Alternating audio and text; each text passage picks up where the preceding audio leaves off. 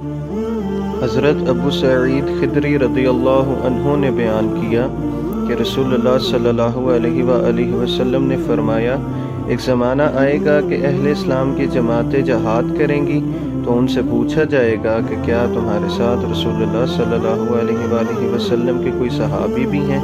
وہ کہیں گے کہ ہاں ہیں، تب ان کی فتح ہوگی۔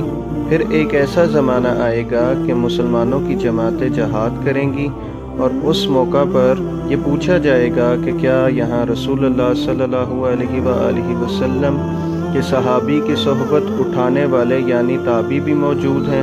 جواب ہوگا کہ ہاں ہیں، اور ان کے ذریعے فتح کی دعا مانگی جائے گی۔